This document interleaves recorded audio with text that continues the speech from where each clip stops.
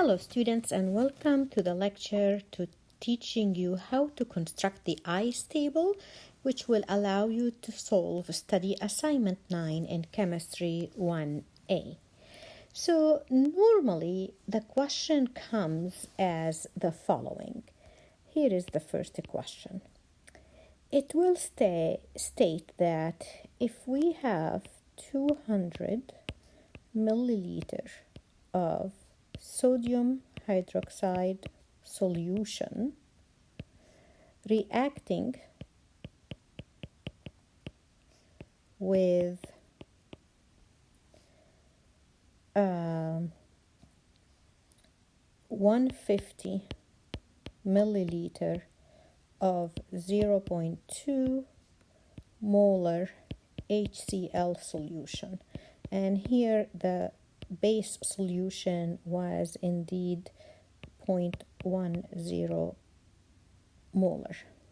Okay, so normally it's going to give you two solutions. It will give a volume of each solution used and what was the concentration of that solution. And it can ask a question as simple as, what will be the concentration of chloride anion after reaction? Something like that. Now, there is an important information to be stated here.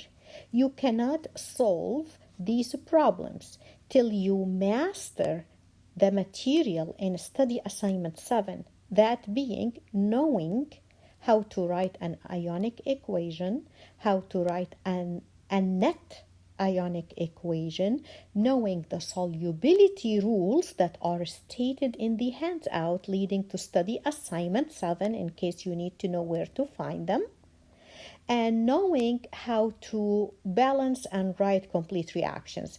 Also, your knowledge or previous knowledge of stoichiometry will be very important to complete this assignment. The first thing that you do to solve these problems is you're going to have to write the molecular reaction first. So what is the molecular reaction here? I have sodium hydroxide solution reacting with hydrochloric acid solution. I need to know the outcome. This is acid-base reaction. It will be the salt solution and water. So the first thing is you write the molecular reaction, okay? Then you're going to write the ionic equation. And you take one substance and you try to recognize what it is. Oh, this is a strong base that is soluble in water. Now, how am I answering these questions? These are, again, the tables that are in study assignment 7, which, by the way, you guys have to know by heart in quizzes and exams when you're going to solve such questions. So a strong base is a strong electrolyte, and a strong electrolyte dissociate completely into ions. So I'm going to have one sodium cation and one hydroxide anion. Then I go to the acid. Oh, this is one of the 6 strong acids that is soluble in water. Therefore, it will dissociate into ions, and it will be a hydrogen cation and a chloride anion. Then I go to my product. Oh, that is a salt that is soluble in water. All soluble salts are strong electrolytes. So this will be a sodium cation and a chloride anion. And then water, in water, it's just a molecule and it will stay as. So this is my ionic equation. Next,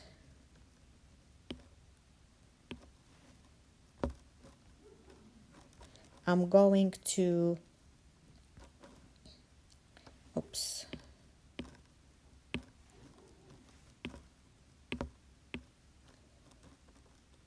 I'm going to write my net ionic equation. And in the net ionic equation, what I normally do, I eliminate the spectator ions. So I have sodium and sodium, chloride and chloride. So my net ionic equation is for the hydroxide anion to react with the hydrogen cation to give me one water molecule, which is really the outcome of any neutralization, right? The hydrogen from the acid neutralizes the hydroxide from the base to give me the neutral water. That's why I call them neutralization reactions. Okay, so now that I have all three, molecular, ionic, and net ionic, I'm going to start constructing my table. At the top part here, I'm going to put all the species that could have existed during the reaction, and I go to the ionic equation for that. That's the equation that will give me all my species. So what do I have? I have a sodium cation. I have a hydroxide anion. I have a hydrogen cation. I have a chloride anion. And I have water. I got all of this from my ionic equation. Okay? And so these are the species. And the first thing I'm going to list here is the initial millimoles. So how do I know the initial millimoles? I'm going to explain that on the side right here. For sodium hydroxide, that is a strong electrolyte, and it dissociates into sodium cation and hydroxide anion because it's a strong electrolyte. It's full dissociation. So how many millimoles initially I had from this? I knew I have 200 milliliter, and the concentration, guys, was what? Was 0.1 molar. So I'm going to keep it as 0.10 mole for every liter, because that is the units for molarity. Now I kept the milli and the liter for a good reason, and I will show you why. Now liter will cancel liter, and then what I am left with is millimole, right? So I will keep it as. So now when I multiply 200 by 0.1, that is 20 millimole. So if I have 20 millimoles of sodium hydroxide and it dissociates, look at the equation, it's 1 to 1 to 1. That means it's going to give me 20 moles of sodium cation and 20 moles of hydroxide anion. So initially here I have 20 millimole and 20 millimole. I'm going to do the same thing for HCl, or hydrochloric acid. So HCl is a strong acid. It's one of the 6 strong acids. It dissociates completely into hydrogen cation and chloride anion. Okay. Initially, what do I have? I have 150 milliliter, and the molarity was 0.20 mole per liter. So when I do the math, that will give me 30 moles. And this is a balanced equation. It dissociates into 1 to 1 to 1. So I have 30 millimole here and 30 millimole here. Water is a product. So initially I have none, 0. And that's how I complete the first row. Okay. The second row is the change. And the change comes from the reaction, right? That's change in millimoles too, right? Now, which equations of the 3 tells me what happened and who reacted? That is the net ionic equation. The net ionic equation clearly stating that the only 2 that are reacting are the hydroxide anion and the hydrogen cation, meaning sodium as a spectator ion, there will be no change. Chloride, no change. Okay? Now let's look at my net ionic equation. It is 1 to 1 to 1. I have 20 millimole of hydroxide and 30 millimole of hydrogen cation. So it's a stoichiometry right now. Who's the limiting reactant? That's an easy one because the ratio is 1 to 1 to 1, right? Clearly, the hydroxide is the limiting reactant. So all of it will be consumed. Minus 20 millimole will be consumed. And how much hydrogen cation? How much hydrogen cation will be consumed? Well, 20 will act with 20. It's 1 to 1 to 1. So that will be another 20 here. Now, for the water, it's 1 to 1 to 1. So 20 millimolar of water will form as well. And that's how I complete the second row. Now, the third row is final millimoles. And that's the easiest. All what you have to do is to add the first row to the second one. 20 plus 0 is 20. 20 minus 20 is 0.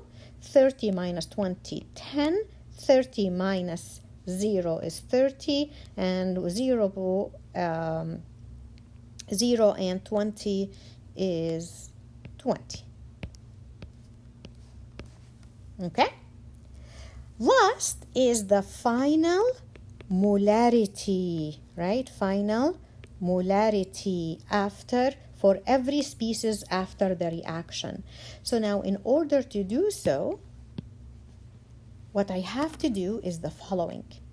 I'm going to understand that I have a different volume right now because I used to have 200 milliliter of sodium hydroxide and 150 milliliter of hydrochloric acid. So now everything is no longer in 200 or in 150. Everything right now is in 350 milliliter. So I always remind myself that I have a new volume and I write it here and I say, okay, final volume is a 350 milliliter. That is very important. So now let me show you what you do to calculate. Molarity is moles per liter.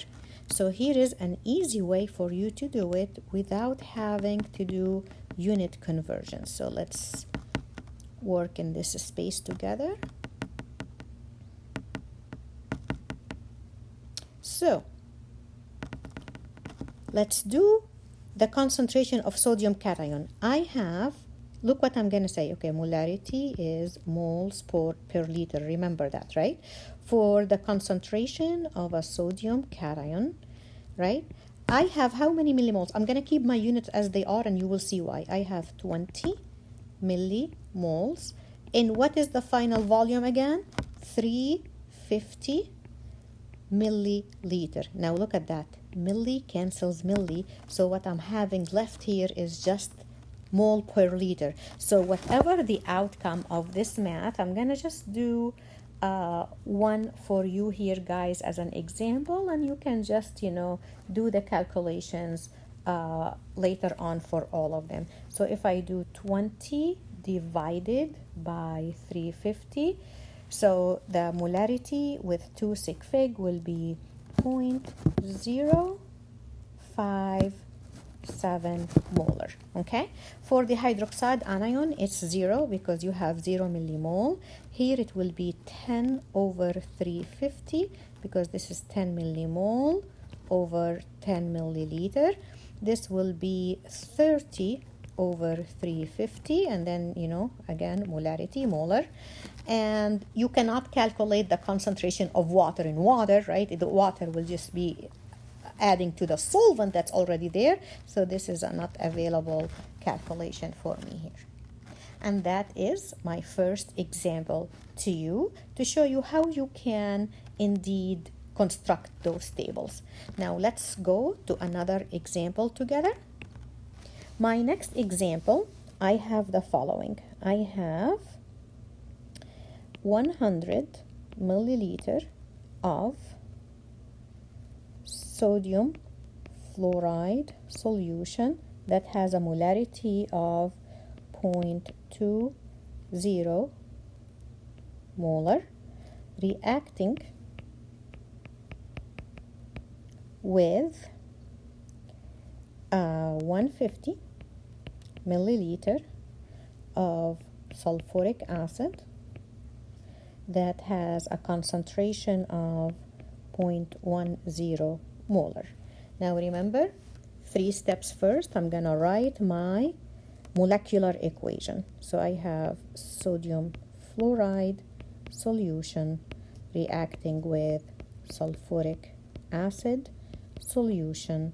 That will give me sodium sulfate solution and hydrofluoric acid solution.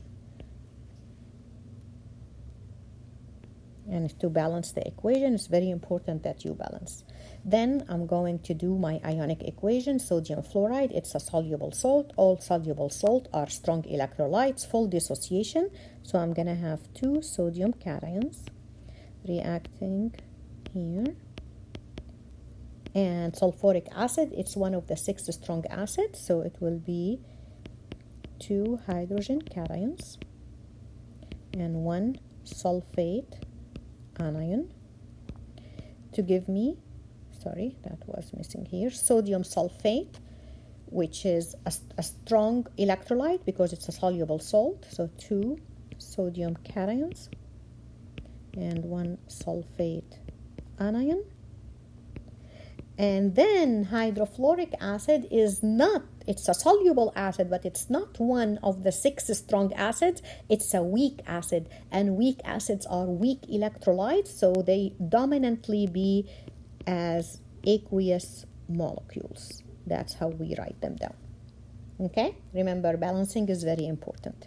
For my net ionic equation, I'm going to cancel out all my spectator ions. In this case, my spectator ions will be the sodium and the sulfate. Okay, so now we are going to write our net ionic equation, in which I have 2 fluoride anions reacting with 2 hydrogen cations to give me 2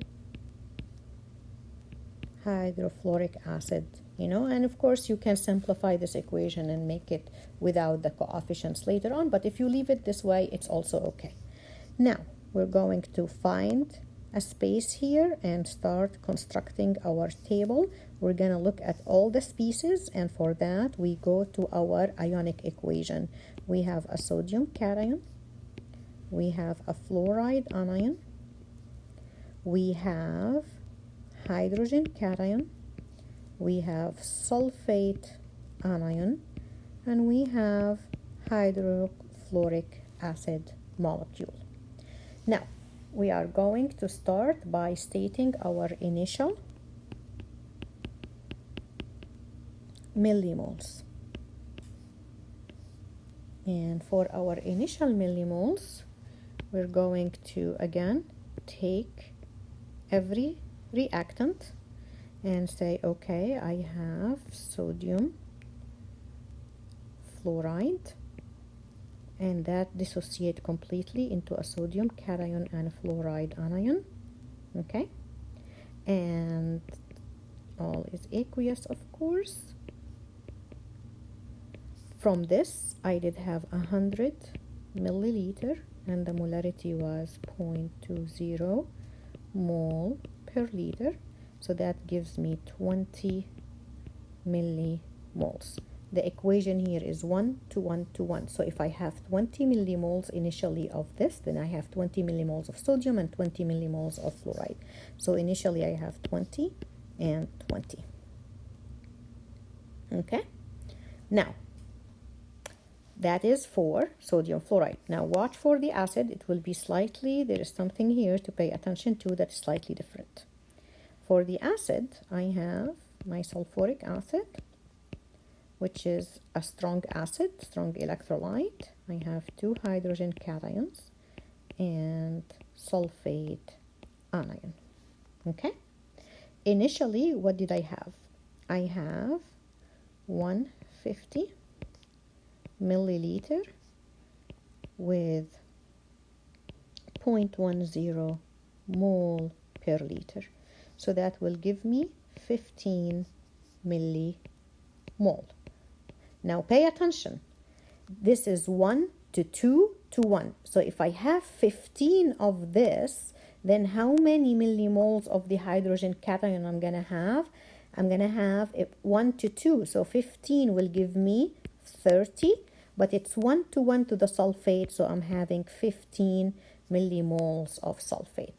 And hydrofluoric acid is a product, so I have initially 0 of this.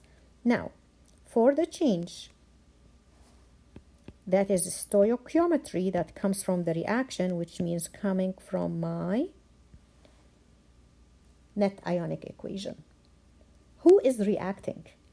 It's a fluoride anion and the hydrogen cation, which means sodium is doing nothing and sulfate is doing nothing.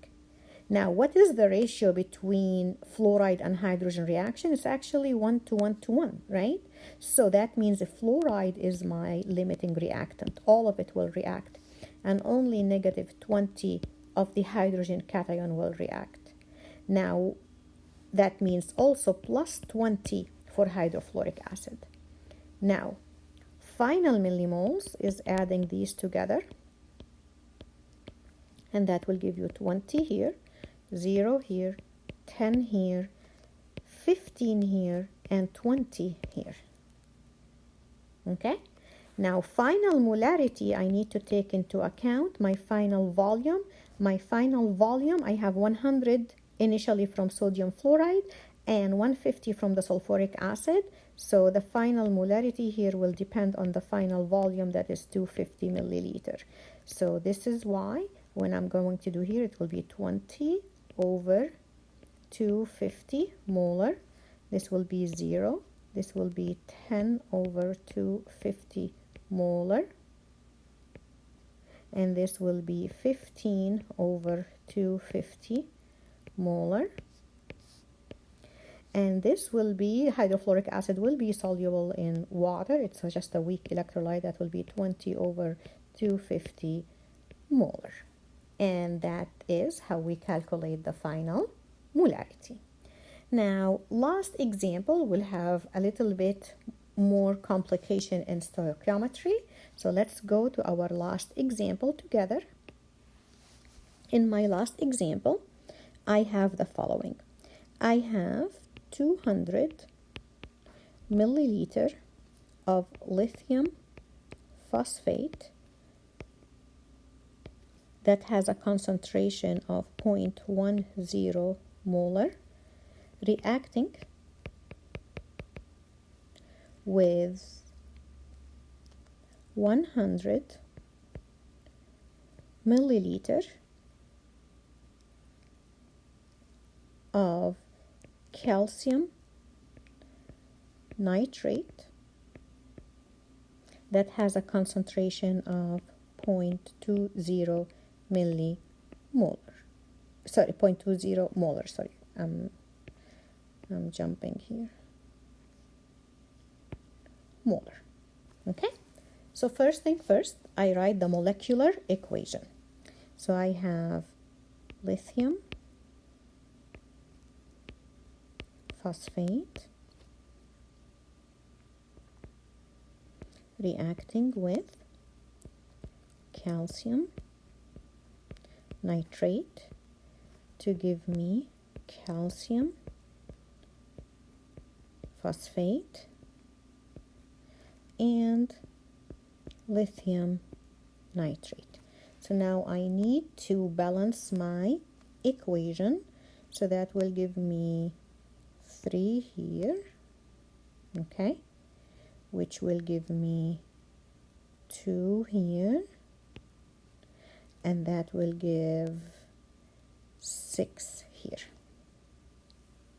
All right, this is my molecular equation balanced. Now I'm going to do my ionic equation. So in my ionic equation, I take them one at a time. Lithium phosphate, that's a salt, that's a soluble salt. All soluble salts are strong electrolytes, so therefore, full dissociation. I'm going to have 6 lithium cations and 2 phosphate anions. Calcium nitrate, that is a soluble salt. All soluble salts are strong electrolytes, full dissociation. I'm going to have 3 calcium cations and 6 nitrate anions. Calcium phosphate is insoluble salt. It will precipitate upon addition of these two solutions into a solid. So I will write it as a solid. Lithium nitrate, soluble salt, strong electrolyte, full dissociation.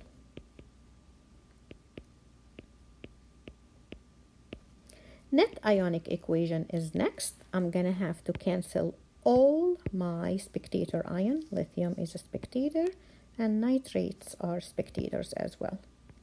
Now my net ionic equation is 2 phosphate anions reacting with 3 calcium cations to give me calcium phosphate solid. All right, so now I did the first part.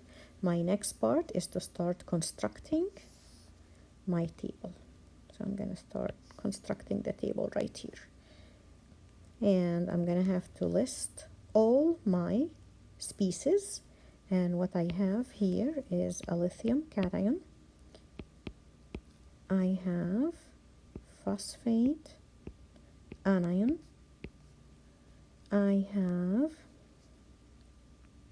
calcium cation. I have nitrate anion.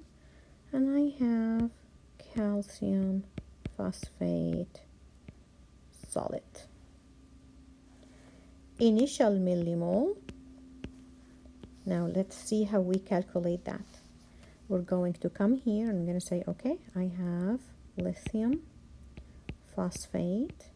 That is a strong electrolyte because it's a soluble salt. It dissociates into 3 lithium cations and 1 phosphate anion.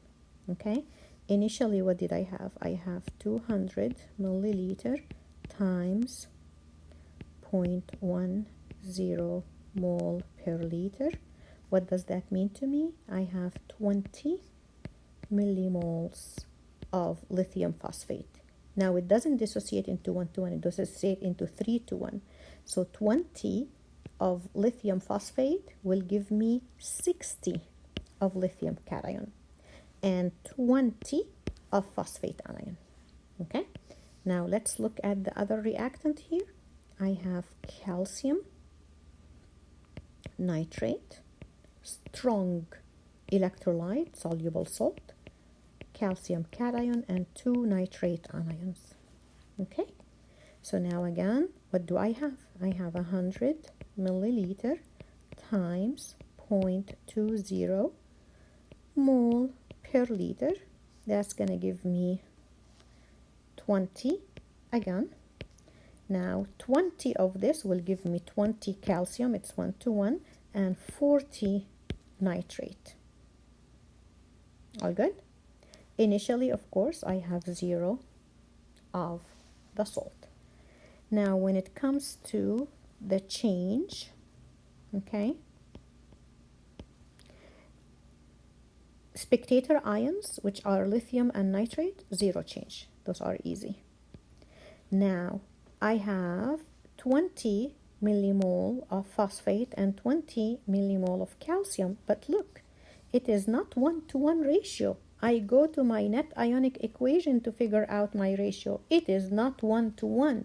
One of them is the limiting reactant. So I have to do stoichiometry to figure out which one is the limiting reactant. Okay, so I'm going to erase this part here so we can do stoichiometry on the same page. so we don't have to lose our work or our previous work. So here's what I know. I take one of them. I'll take the 20 millimole of phosphate, okay? This is now the stoichiometry part. I take 20 millimole of phosphate. Now, based on my reaction here, how many, if I have 20 millimole of phosphate, how much calcium cation do I need? Well, based on my net ionic equation, the ratio is a 3:2. So I said, okay, I need 3 calcium cation for every 2 phosphate anion, okay? So that means that I'm going to have, I need 30 millimoles of calcium cation to react completely with my 20 millimole. Do I have 30? No, I don't have 30. What does that mean? It means that calcium is my limiting reactant. So all of the calcium will react. But how much of phosphate will react? I can do stoichiometry for that. Okay, I said, okay, I have 20 millimoles of calcium cation. How much of phosphate will react? Well, the ratio is 2 phosphates for every 3 calcium cation. Okay, so now if you do the math, this is, we're going to say 20 times 2 divided by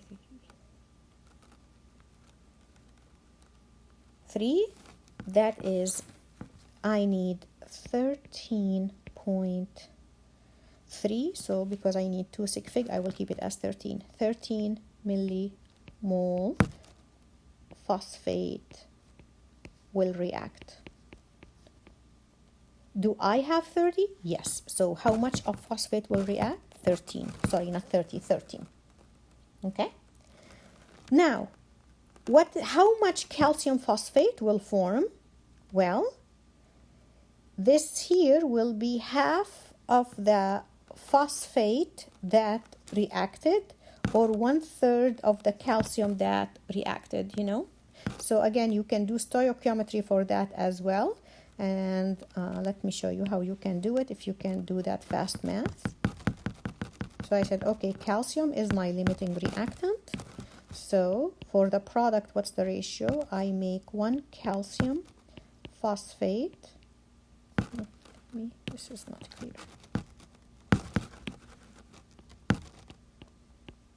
One calcium phosphate for every 3 calcium cation. Okay, so that means 20 divided by 3, and that will be 6.7 millimoles. Okay, so now final millimoles, 60 here, 20 minus 13 is 7, this is 0, this is 40, this is 6.7. Now final molarity will be when I acknowledge that my final volume is, I added 200 ml to 100 is a 300 milliliter. So this will be 60 over 300, and of course the unit is molar. This will be 7 over 300 molar. This will be 0. This will be 40 over 300 molar. And here, this is, remember, insoluble, right? Insoluble don't have a concentration in water, so this is not available. Insoluble substances do not have a concentration. Only soluble substances can have a concentration. So that will conclude this lecture for us, and I hope it was clear and it will allow you to start working on study assignment 9. Thank you and good luck.